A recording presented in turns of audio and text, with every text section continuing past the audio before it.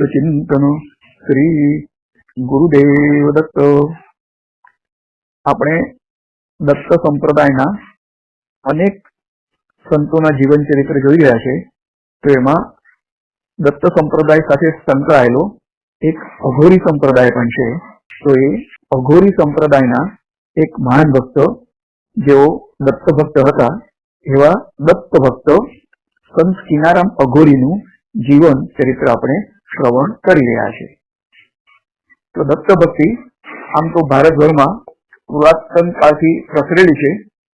તેનું એક કારણ તો દત્તાત્રેય ભગવાનની ભારતભરની નિત્ય યાત્રા છે। તેમ છતાં શ્રીપાદ શ્રી વલ્લભ અને શ્રી નૃસિંહ સરસ્વતીના પ્રાગટ્યને લીધે મહારાષ્ટ્ર, કર્ણાટક અને આંધ્ર આ પ્રદેશમાં દત્ત ભક્તોની સંખ્યામાં વધારો થયો છે। તો આ 13મા અને 14મા સૈકામાં બન્યું અને ગુજરાતમાં ગિરનાર તેમજ શ્રી દત્તજનની માતા અનસુયાનું ક્ષેત્ર ગુજરાતમાં હોવાથી ગુજરાતમાં પણ ઠીક ઠીક દત્ત ભક્તિ પ્રસરી છે। પરમ પૂજ્ય શ્રી વાસુદાનંદ સરસ્વતી સ્વામી મહારાજ અને પૂજ્ય શ્રી રંગોદૂત મહારાજને લીધે પણ ગુજરાત તેમજ પરદેશ સુધી ઘેર ઘેર દત્ત ભક્તિ પ્રસરેલી છે। તો મહારાષ્ટ્ર, કર્ણાટક અને ગુજરાત તેમજ આંધ્રપ્રદેશ સિવાય ઉત્તર ભારત તથા પંજાબ, નેપાળ સુધી શ્રી દત્ત ભક્તિનો ધ્વજ ફરકાવવામાં એક તો મહાનુભાવ સંપ્રદાયના શ્રી ચક્રધર સ્વામી અને તેમના અનુગામીને લીધે પંજાબ, પેશાવર સુધી તેનો ફેલાવો થયો છે। અને આ મહાનુભાવ સંપ્રદાયનું મુખ્ય કેન્દ્ર માહુરગઢમાં આવેલું શ્રી દત્ત શયન સ્થળ એટલે કે દેવ દેવેશ્વર સ્થાન છે। તે પછી નેપાળ, અફઘાનિસ્તાન, સિંધ ઇત્યાદિ પ્રાંતમાં અને બંગાળ, ઓરિસ્સા, આસામ પ્રાંતમાં નાથ સંપ્રદાયને લીધે શ્રી દત્ત ભક્તિનો ફેલાવો થયો છે। તો આ બે સંપ્રદાય સિવાય ઉત્તર ભારતમાં શ્રી દત્તનો ફેલાવો કરનાર એક બીજા સંત એ અઘોર સંપ્રદાયના હતા અને તેમને શ્રી દત્ત દર્શન ગુજરાતના ગિરનાર પર્વત પર થયું હતું। તેમણે કાર્યક્ષેત્ર ઉત્તર પ્રદેશ રાખ્યું હતું અને તેમણે સમાધિ કાશીમાં લીધી હતી, મૃગીકુંડમાં। તો ગંગા કિનારે મૃગીકુંડ આવે છે, તો ત્યાં આ સંત કિનારામ અઘોરીની સમાધિ આવેલી છે અને તેમનો મઠ પણ આવેલો છે। તો ઉત્તર પ્રદેશના બનારસ જિલ્લાના ચંદોલી તહેસીલમાં બાણગંગા નદીના કિનારે એક રામગઢ નામનું ગામ આવેલું છે અને કિનારામનો જન્મ આ રામગઢ ગામમાં રઘુવંશી ક્ષત્રિય કુળમાં થયો હતો। તો નાનપણથી જ કિનારામ શ્રદ્ધાળુ અને ચિંતનશીલ સ્વભાવ વાળો હતો।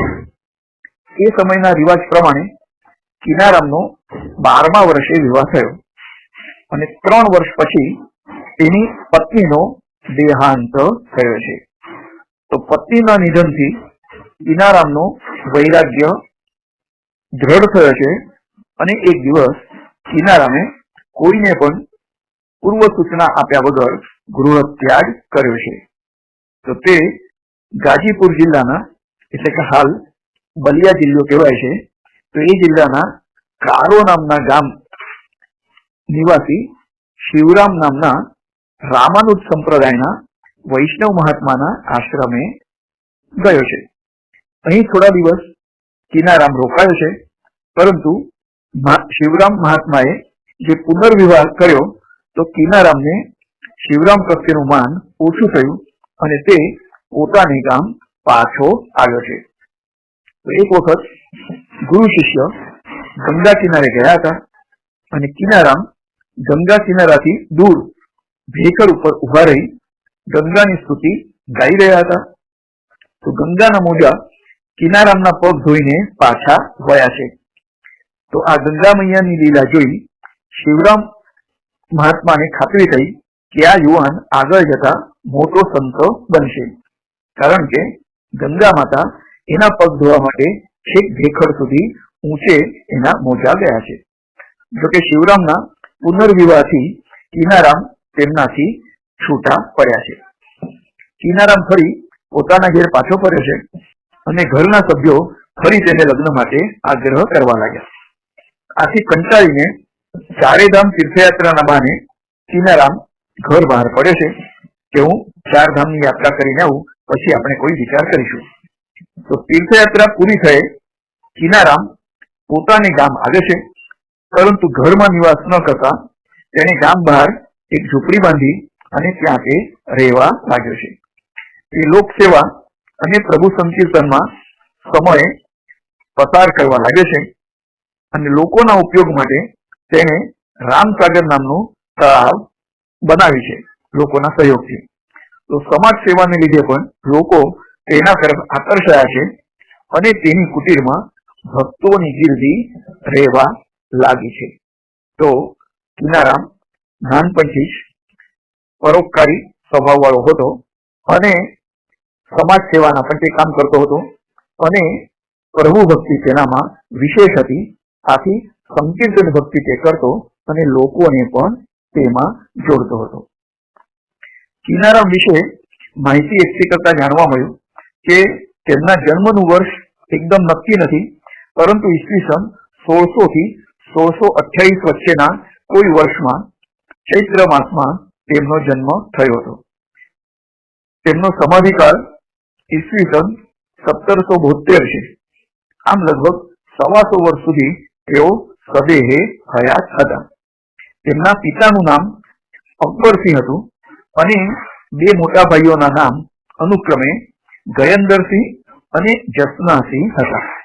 તો કિનારામ જન્મ સમયે સુંદર, સ્વસ્થ અને શાંત સ્વભાવના હતા.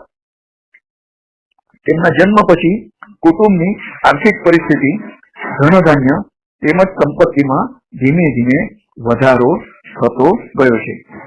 નાનપણમાં કિનારામ બાળ મિત્રોને એકઠા કરી ઘર નજીકના વડલા નીચે ભજન ધૂન કરી ઈ સ્મરણમાં આનંદપૂર્વક સમય વિતાવતા હતા.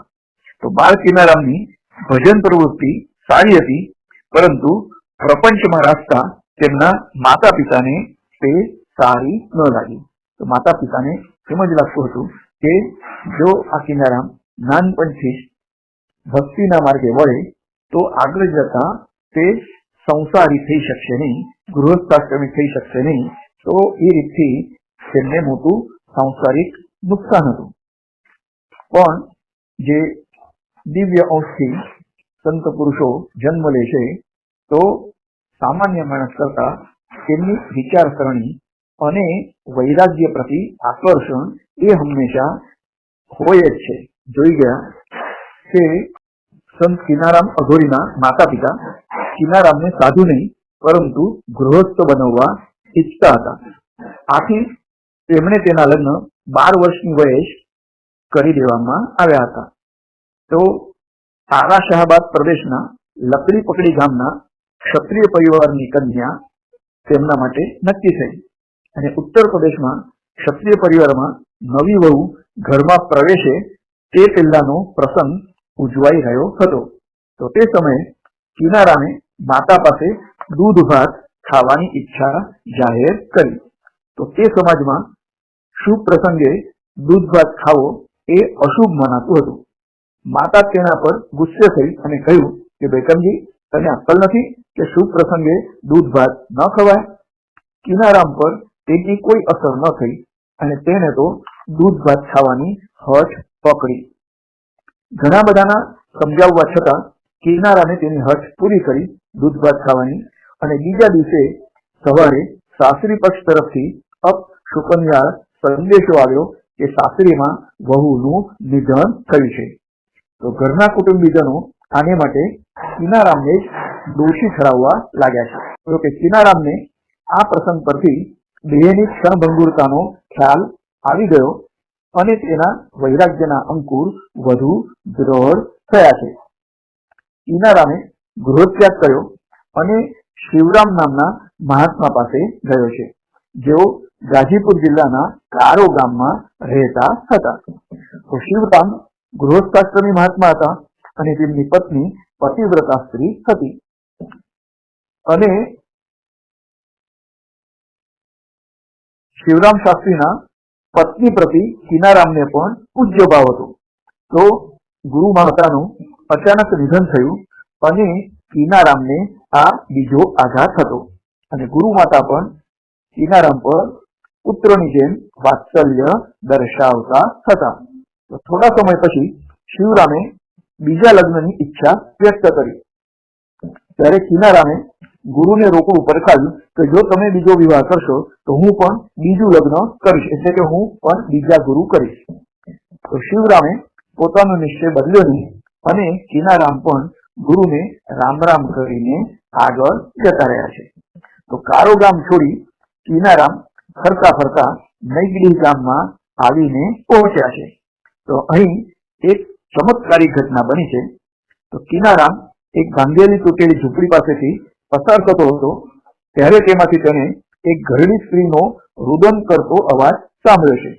તો કીનારામે તે વૃદ્ધ સ્ત્રીને રોવાનું કારણ પૂછ્યું તો તે સ્ત્રીએ જણાવ્યું કે તેની પાસે એક નાનકડું ખોરડું એટલે કે ખેતર છે અને આ વર્ષે વરસાદ ન થવાથી અનાજ પાક્યું નથી, તો તે કારણે જમીનદારને વાર્ષિક ભાડું આપી શકી નથી. આથી જમીનદાર તેના પર ગુસ્સે થયો છે અને તેના છોકરાને ઉપાડી ગયો છે.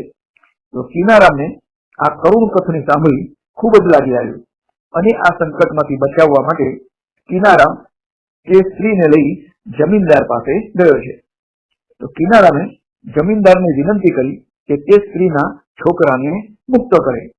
તો જમીનદારે કીનારામને રોકડું પરખાવ્યું કે જમીનનું ભાડું ચૂકવીને તે છોકરાને તમે પાછો લઈ જઈ શકો છો. તો જમીનદારના આવા અસભ્ય વર્તનને લીધે કીનારામને દુઃખ પણ થયું અને ગુસ્સો પણ આવ્યો છે.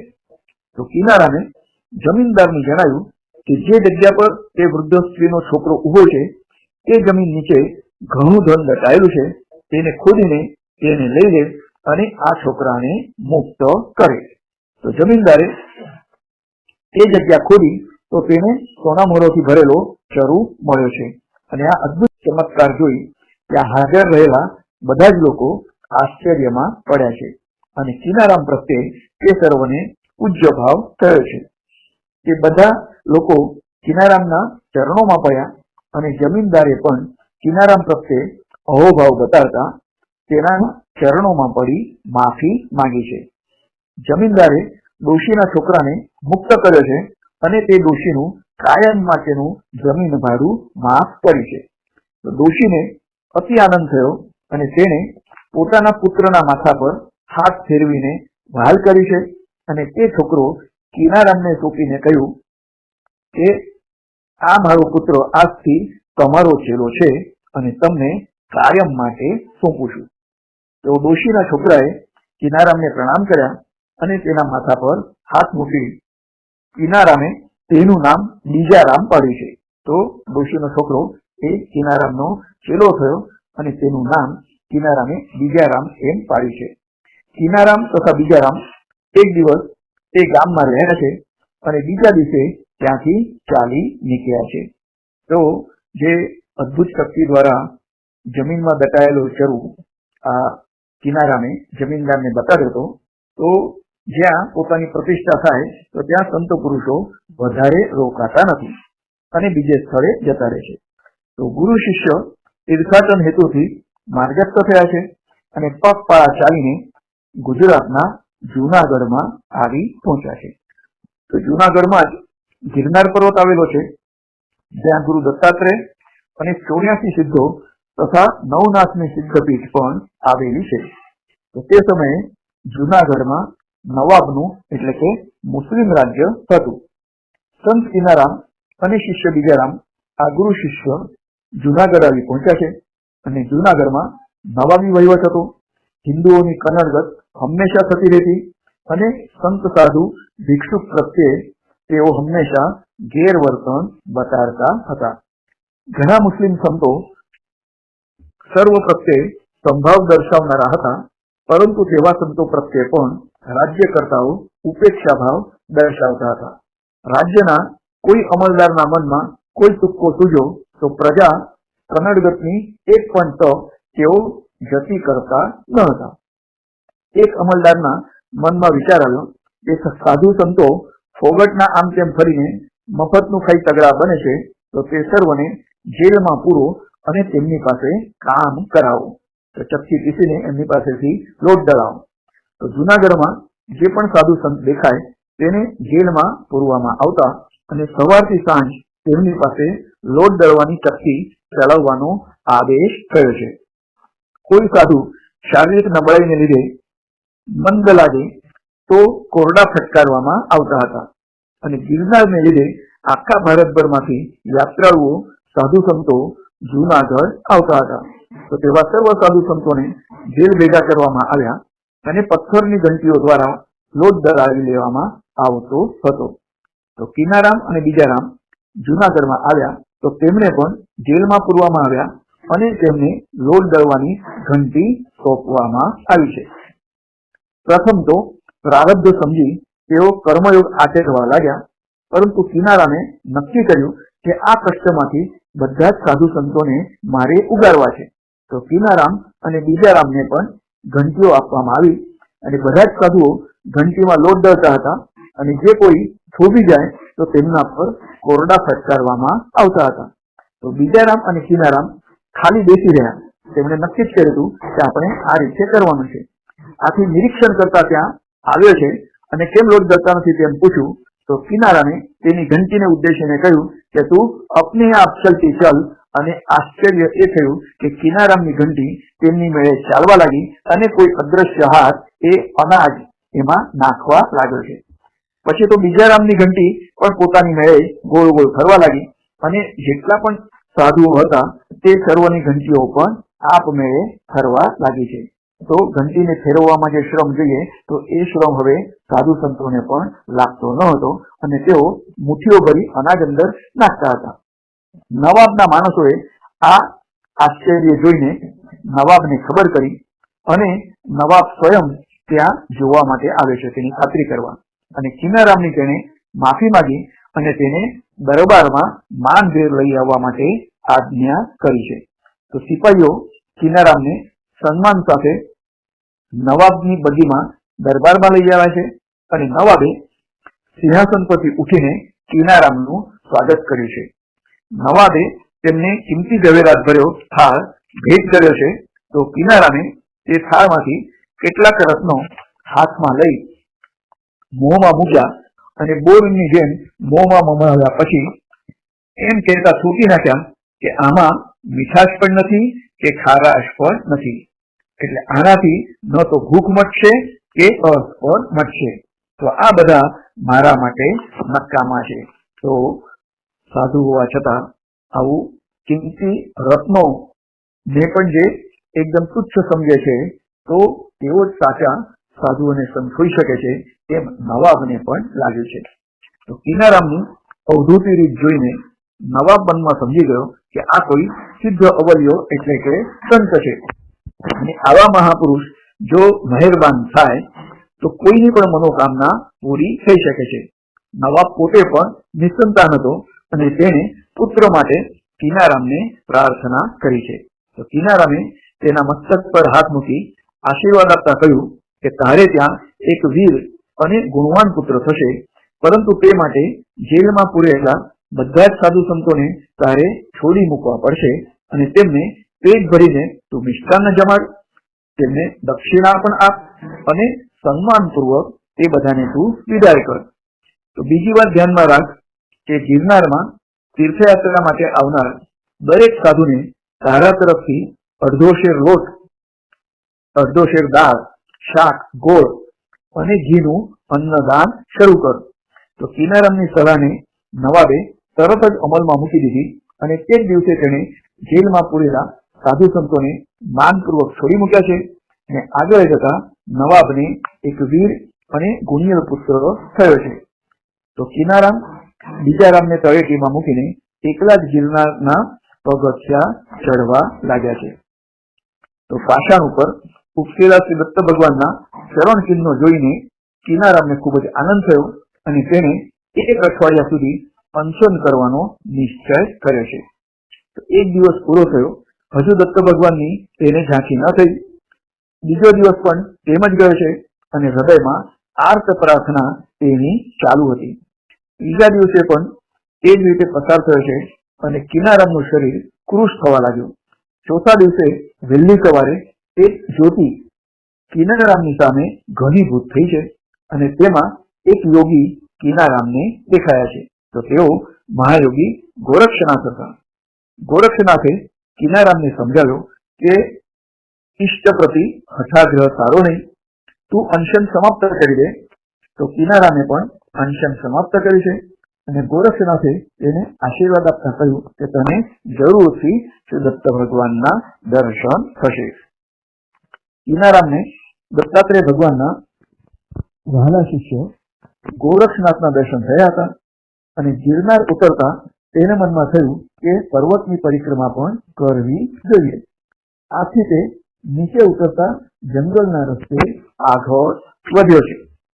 ઘણું ચાલતા કિનારામ ગીર જંગલમાં આગળ વધ્યા છે અને સાંજ થઈ ગઈ હતી.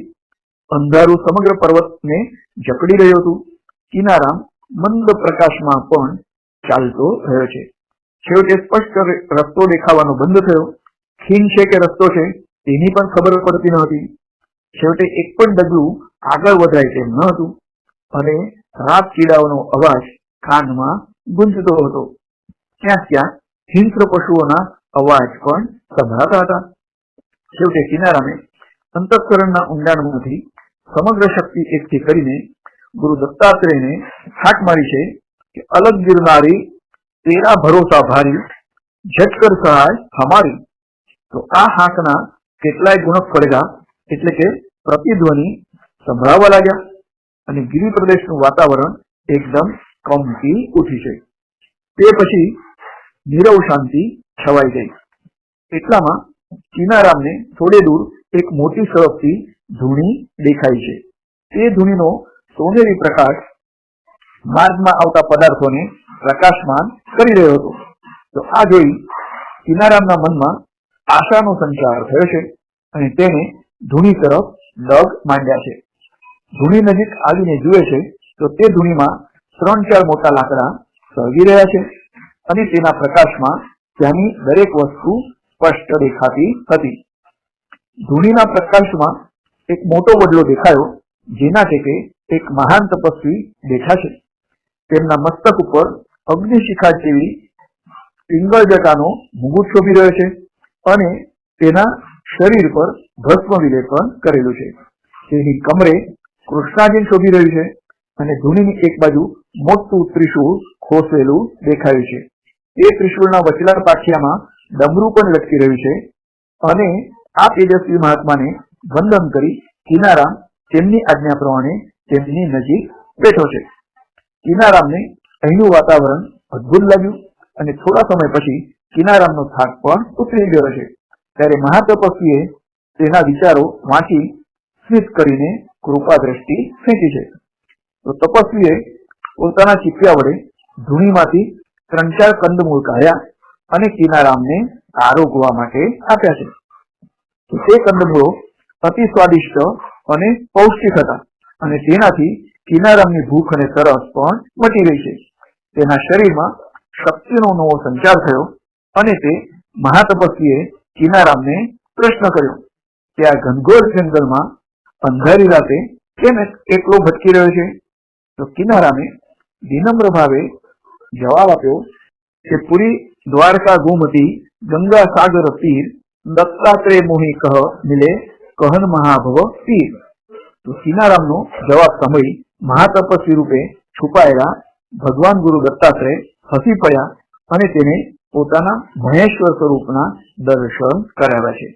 તો કિનારામને તેમણે પોતાની પાસે બેસાડ્યો અને સ્નેહથી તેના જમણા કાનમાં અઘોર મંત્રનો ઉપદેશ આપ્યો છે. તો કિનારામના માથા પર પ્રેમળ હાથ મૂકી તેના જન્મ જન્માંતરના અજ્ઞાનને નષ્ટ કર્યું. કિનારામે આ પ્રસંગ વિશે પોતાના વિવેકસાર નામના ગ્રંથમાં લખ્યું છે કે અતિ દયાલ મમસી સફર કરો પર સ્યો મુનિ રાય જ્ઞાન વિજ્ઞાન ભક્તિ દ્રઢ દિનનો હૃદય લગાય. તો સમાધિની ઊંચી અવસ્થામાં પહોંચીને સદગુરુ દત્ત પ્રભુને જોવાથી કિનારામને જે આનંદ થયો તે વિશે તેઓ તેમના ગ્રંથમાં લખે છે કે સદગુરુ નિરખત શિષ્ય કો ભયો પરમ ઉત્સાહ ચરણ બંદીબુ લત ભયો લયો સબે કો દા. તો ત્યાર પછી કિનારામે અવધૂતનું તત્વજ્ઞાન, અવધૂતી અવસ્થાનું રહસ્ય વગેરે ગૂઢ વિષયોને ગુરુમુખેથી સાંભળવા ભગવાન દત્તાત્રેયને અનેક પ્રશ્નો પૂછ્યા છે. વિષયવાર છણાવટ થતા કિનારામને આનંદ થયો અને સમગ્ર રાત કિનારામ અને દત્ત ભગવાન વચ્ચે જ્ઞાન યોગ વિશે વાર્તાલાપ ચાલતો રહ્યો છે. ઉષાએ કુમકુમના સાથિયા પૂરવા શરૂ કર્યા ત્યારે દત્ત ભગવાને કિનારામને ગિરનાર પર્વતની પરિક્રમા કરવા માટે આદેશ કર્યો અને તે પછી હિમાલયની યાત્રા માટે પણ આજ્ઞા કરી છે. ગિરનારની યાત્રા કર્યા પછી અને હિમાલયની યાત્રા પછી સીધા કાશીમાં જઈને ત્યાં જ નિવાસ કરવા માટે દત્ત પ્રભુએ કિનારામને જણાવ્યું છે અને જ્યાં સ્વયં દત્ત ભગવાન પણ ગંગા સ્નાન માટે મણિકર્ણિકા ઘાટ પર તેઓ હંમેશા આવતા હોય છે. તો કિનારામે દત્ત ભગવાનને દંડોત પ્રણામ કર્યા અને અશ્રુપૂર્ણ નયનો સાથે કિનારામને દત્ત ભગવાને બે હાથ વડે ઉભો કર્યો. તેને છાતી સરતો ચાપે છે અને વહાલી માતાની જેમ દત્તાત્રેય કિનારામનું મસ્તક સૂંઘ્યું અને આશીર્વાદ આપીને અંતર્ધાન થયા છે. કિનારામે પગદંડી પર ચાલવાનું શરૂ કર્યું તો તે યોગ્ય રસ્તે જઈ રહ્યા હતા. તેમણે ગુરુદત્ત પ્રદત્ત અઘોર મંત્રનો જપ કરતા ફક્ત એક જ દિવસમાં ગિરનારની પરિક્રમા પૂરી કરી અને પર્વત ઉતરીને કિનારામ બીજા રામને મળ્યા છે અને આગળની યાત્રા માટે માર્ગસ્થ થયા છે. દત્ત ભક્ત કિનારામ અઘોરી અને એમનું જીવન ચરિત્ર એ વિશે આપણે શ્રવણ કર્યું. હવે દત્ત ભક્ત સંત કિનારામ અઘોરી અને તેમનું જીવન ચરિત્ર એ આપણે શ્રવણ કરીશું. કિનારામ અઘોરીએ સમગ્ર રાત્રિ શ્રી દત્ત ભગવાન સાથે જ્ઞાન ગોષ્ઠીમાં વિતાવી અને પ્રભાત થતા જ તે ગિરનાર ઉતરી ગયો અને તળેટીમાં શિષ્ય બીજારામને મળ્યો છે. બીજારામને લઈને તે આબુ, પુષ્કર વગેરે તીર્થક્ષેત્રોની યાત્રા કરતા કરતા હરદ્વાર અને હિમાલયના ચારે ગામની તેને યાત્રા પૂરી કરી છે. કેટલાક સમય હિમાલયમાં યોગ સમાધિમાં રહી છેવટે કાશીમાં આવીને રહ્યા છે. કાશીમાં કિનારામ ગંગા કિનારે રહેવા લાગ્યા છે અને તેમનો મોટો સમય સમાધિમાં જ પસાર થતો હતો. ભગવાન શ્રી દત્તાત્રેય પ્રણીત અવધૂત ગીતામાં દર્શાવ્યા પ્રમાણે તેમનો સમય પસાર થતો હતો અને કિનારામ કાશી નિવાસી થયા તે પછી થોડા વર્ષે હરિશ્ચંદ્ર ઘાટની સ્મશાન ભૂમિમાં એક અઘોરી આવી પહોંચ્યા છે. તો તેઓ પ્રાય સ્મશાનમાં જ નિવાસ કરતા હતા અને સ્મશાનમાં જ તેઓ ખાતા પીતા. તેમના શરીર પર ફક્ત એક લાલ લંગોટી હતી. તો તેમનું નામ કાલુરામ અઘોરી હતું. તો કાલુરામની દેહયષ્ટિ કડાવર અને શરીરે ઊંચા તથા મોટી આંખો વાળા હતા. તેમની લાંબી જટા હતી અને તેઓ એક ખોપરી પોતાની પાસે હંમેશા રાખતા હતા. એક કાળો કૂતરો પણ તેમની પાસે હતો. તો કાલુરામ પાસે અનેક પ્રકારની સિદ્ધિઓ હતી અને થોડા સમયમાં તેઓની કાશીમાં મહાત્મા તરીકે નામના થઈ છે. એક દિવસ બીજારામના આગ્રહથી કિનારામ સ્મશાન ઘાટ પર કાલુરામને મળવા ગયા છે. તો હાડકા અને ખોપરી વચ્ચે કાલુરામ શાંતિથી બેઠા હતા અને ગંગા નદી ખળખળ કરતી વહી રહી હતી. ઉપર ઉઠતા મોજાઓને જોઈ કાલુરામ મનોમન હસતા હતા અને તેમને જોઈને જોનારને એમ જ લાગે કે આ કોઈ ગાંડો માણસ છે. તો કિનારામ તો અવધૂત કક્ષાના આવા ઓઘડ માણસની વિચિત્ર વર્તણૂકથી પરિચિત હતા. તો કિનારામ કાલુરામ પાસે જઈને બેસી ગયા. બંનેએ એકબીજા સામે જોયું પરંતુ પ્રત્યક્ષ સંભાષણ બિલકુલ ન થયું. તો કેટલાય કલાકો સુધી તેઓ સામે બેસી રહ્યા પણ તે બે વચ્ચે બિલકુલ વૈખરીનું સંભાષણ ન થયું. કદાચ વિચાર તંતુથી કદાચ તેઓ વાર્તાલાપ કરતા હશે. તો જાણે કે દ્રષ્ટિથી તેઓ વાતચીત કરી રહ્યા હતા. તો કાલુરામ પાસે જે સિદ્ધિઓ હતી તેનો પરસો તેઓ બતાડવા લાગ્યા છે. તો કાલુરામે ખોપરીને ચણા ખવડાવ્યા. તે ખોપરીનું મોઢું પણ ઉપર નીચે થઈને એ બધા ચણાઓને એ ચાવવા લાગ્યું અને પછી ગળી જવા પણ લાગ્યું છે. ખોપરીને તેમણે પાણી પણ પીવડાવ્યું તો તે ખોપરી પાણી પણ પીતી હતી અને આખા ગ્લાસનું પાણી એ એકદમ ઓછું થઈ ગયું અને ખોપરી પી ગઈ છે. હાડપિંજરોને તેમણે નચાવ્યા પણ છે, હસાવ્યા પણ છે. તો આ બધી લીલા જોનાર તો ભયભીત થઈને દૂર જતા રહ્યા છે. અઘોરીઓ પાસે ઘણી આવી બધી વિદ્યાઓ હોય છે, તેના થકી તેઓ આ બધું કરતા હોય છે. કિનારામે પણ પોતાની શક્તિનો પરિચય આપવા ખોપરીને ચણાને બદલી રેતીના કાકરા ખવડાવ્યા અને એ ખોપરી રેતીના કાકરા પણ ચાવીને ખાઈ ગઈ છે. ખોપરીને તેમણે હસાવ્યા અને રડાવ્યા પણ ખરા, તેમ છતાં કિનારામના મનમાં બિલકુલ અહંકાર ન હતો કે આવી બધી વિદ્યા મારી પાસે છે. તેની માન્યતા પ્રમાણે આ બધી સિદ્ધિઓ એકદમ તુચ્છ હતી. બ્રહ્મ વિદ્યા છે એ સર્વથી શ્રેષ્ઠ છે.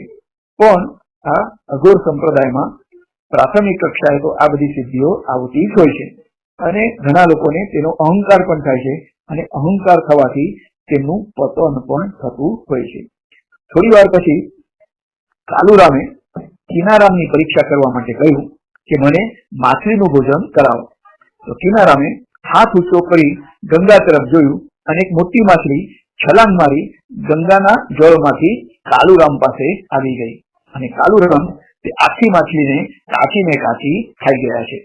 એટલામાં એક માણસ કિનારા પર બૂમો પાડતો હતો કે અરે રે, ગંગામાં કોઈ માણસનું મરદું તણાઈ રહ્યું છે. તો કિનારામે એ મરદાને ઉદ્દેશીને કહ્યું, એ અહીં આવ. અને આદેશ થતા જ મરદું કિનારામ તરફ આવવા લાગ્યું અને ઘાટ પાસે આવતા જ એ ઊભું પણ થયું અને પાણીમાંથી બહાર આવી કિનારામના ચરણોમાં તેણે પ્રણામ કર્યા છે. કિનારામે તે જીવતા થયેલા મરદાને આદેશ કર્યો કે અત્યારે તારા વિના તારા ઘરમાં સ્ત્રી, બાળકો, માતા પિતા દુઃખી થઈને શોક કરે છે. તું સીધો ઘેર જા અને માતા પિતા વડીલોની સેવા કરી ધર્મમય જીવન જીવી સુખી થા અને કુટુંબજનોને તું સુખી કર. તો કિનારામના આદેશ અનુસાર તે મનુષ્ય જીવંત થઈને પોતાના ઘેર પાછો ફરે છે. ત્યારે ઘરના બધા સભ્યોને આશ્ચર્ય થયું છે. થોડા કલાક પહેલા તેને સર્પદંશ થઈ તેનું મૃત્યુ થયું હતું અને તેના શવને ગંગામાં વહેતું કરવામાં આવ્યું હતું. કુટુંબીજનોએ તેના પુનર્જીવિત થવા વિશે પૂછતા તેણે કિનારામ બાબાની યોગ શક્તિનું ફળ છે તેમ જણાવ્યું. જીવન થયેલા મનુષ્ય અને તેના કુટુંબીઓ ગંગા કિનારે હરિશ્ચંદ્ર ઘાટ પર કિનારામના દર્શન કરવા માટે આવ્યા છે. તો ગામ પણ વારાણસીથી થોડું નજીકમાં જ હશે અને સંત કિનારામના દર્શન કરી બધાને આનંદ થયો છે.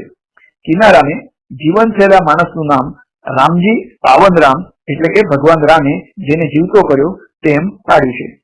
અને કિનારામની યોગ સિદ્ધિ જોઈ કાલુરામ તેનો હાથ પકડી થોડે દૂર લઈ ગયો અને તેના કાનમાં કશું કહ્યું.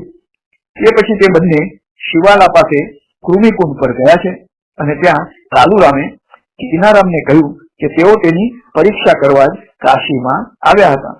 સિદ્ધિનો તેને ઘમંડ છે કે નહીં તે તેમને જોવું હતું.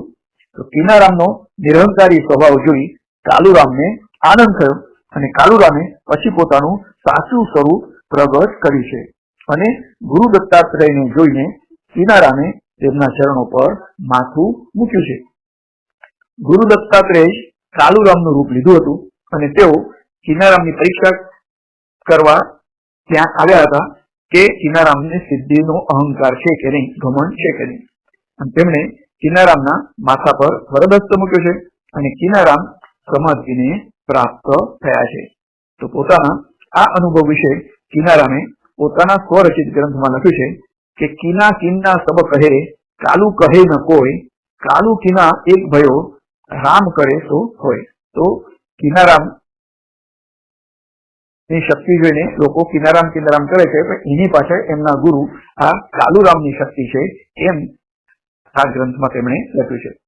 તે પછી ગુરુ દત્તાત્રેય કિનારામને કહ્યું કે આ ગંગાભૂમિ એ જ ગિરનાર જેવી પવિત્ર છે અને કૃમિકુંડ એ જ કમંડલુ કુંડ છે એમ તું સમજ.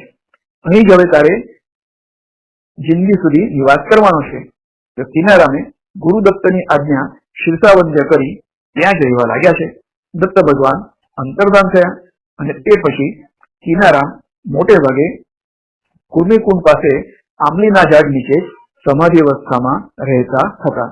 તો આ ઝાડના પાંદડા કાતરા પર મીઠા મધ જેવા સ્વાદે લાગતા હતા. ભક્ત લોકો આ પાંદડા અને કાતરા કિનારામ બાબાનો પ્રસાદ સમજીને ખાતા હતા. તો કિનારામના શરીરમાંથી કેટલીક વાર ગુલાબ, મોગરો કે ચમેલીની સુગંધ પણ મહેકતી હતી. તો કાશીમાં એક શ્રીમંત વણિક રહેતો હતો, જેને કોઈ સંતાન ન હતું. તો તે સમયે સંત તુલસીદાસ અસ્થિ ઘાટ પર રહેતા હતા. અનેક ભક્તો તેમના દર્શને આવતા. તો શ્રીમંત વણિકે તુલસીદાસની સેવા કરી અને વાંઝિયાપણું દૂર કરવા વિનંતી કરી છે. તો સંત તુલસીદાસે પ્રભુ રામચંદ્રજીને પૂછીશ એમ જણાવ્યું છે. પ્રભુ રામચંદ્રજીએ જવાબ આપ્યો કે તે શેખના 7 જન્મમાં પણ સંતાન સુખ નથી. તો બીજા દિવસે જયારે શેખજી આવ્યા તો તુલસીદાસે તેમને પ્રભુ રામચંદ્રજીનો સંદેશ કર્યો. તો શેખને દુઃખ તો થયું જ. તો કોકે તેમને સમજાવ્યું કે સંત કિનારામની બાધા રાખો તો તમારું કામ થઈ જશે. આથી વણિક શેખ અને તેની પત્નીએ કિનારામની સેવા કરી, જેથી તેમને પુત્ર સંતાન થયું છે. અને પુત્રને આશીર્વાદ અપાવવા તેઓ કૃમિકુંડ ગયા અને કિનારામના ચરણોમાં તેને મૂક્યો છે. કિનારામે પુત્રને આશીર્વાદ આપતા જણાવ્યું કે આ પુત્ર ઘણો દાની તેમજ સાધુ સંતો પ્રત્યે સદભાવ રાખવા વાળો થશે. આગળ જતા તે ભવિષ્ય સાચું પડ્યું અને ઘેર પાછા વળતા તેઓ સંત તુલસીદાસના પણ દર્શન કરવા ગયા. અને તુલસીદાસને તેમણે કહ્યું કે તેમના કહ્યા પ્રમાણે સંતાન સુખ ન હોવા છતાં સંત કિનારામના આશીર્વાદથી એક જ વર્ષમાં તેમને પુત્ર પ્રાપ્ત થયો છે. તો તુલસીદાસે જણાવ્યું કે તેઓ પ્રભુ રામચંદ્રજીને આ અંગે પૂછશે. અને બીજા દિવસે તુલસીદાસે પ્રભુ રામચંદ્રજીને તે અંગે પૂછ્યું છે. પ્રભુ રામચંદ્રજીએ તુલસીદાસને જણાવ્યું કે શેખના નસીબમાં તો 7 જન્મમાં પુત્ર સંતાન નથી, પરંતુ સંતના આશીર્વાદમાં ઘણી શક્તિ હોય છે. તુલસીદાસને ઉદ્દેશીને પ્રભુ રામચંદ્રે જણાવ્યું કે તમે પણ જો આશીર્વાદ આપ્યા હોત તો શેખનું પાપ નષ્ટ થઈને તમારા આશીર્વાદથી પણ તેમને સંતાન થાત. તો બીજા દિવસે શેખને તુલસીદાસે આ વાત કહી ત્યારે શેખ પણ આશ્ચર્યચકિત થયા કે સંતોનો આશીર્વાદ કેવો અમોઘ હોય છે. તો ભાદરવા મહિનાની છઠના દિવસે કૃમિકુંડ પર કાશીને નર્તકીઓને નાચ માટે બોલાવવામાં આવી છે. ઘણી રાત સુધી નાચગાન ચાલુ રહ્યું છે અને તે પછી તેલના અભાવમાં દીવાઓ બુઝાતા હતા. તે વખતે ઇલેક્ટ્રિસિટી તો ન હતી.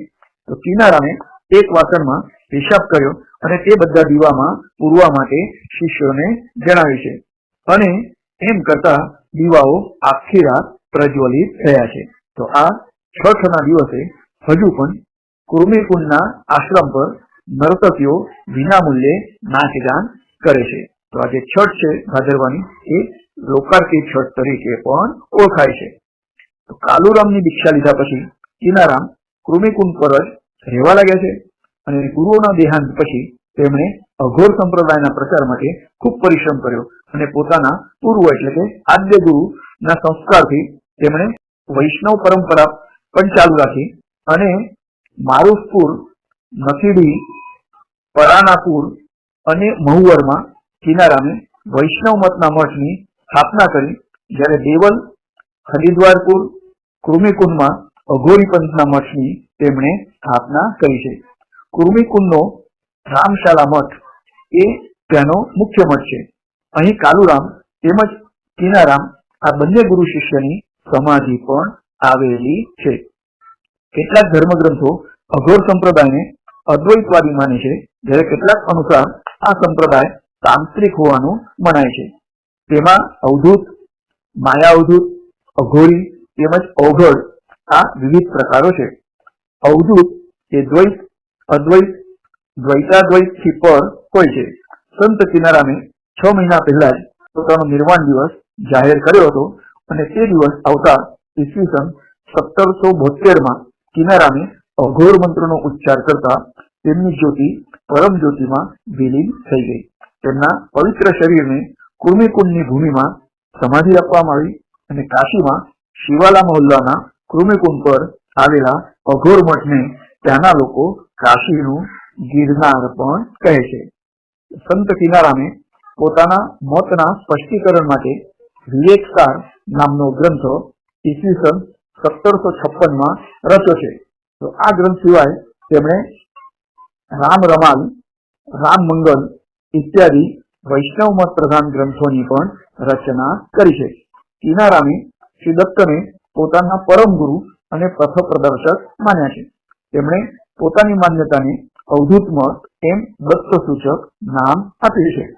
કાશીના રાજા બલવંતસિંહે પ્રભાવિત થઈને કિનારામને મઠ માટે જમીન આપી તથા બીજી પણ ઘણી બધી સખાવતો આપી છે.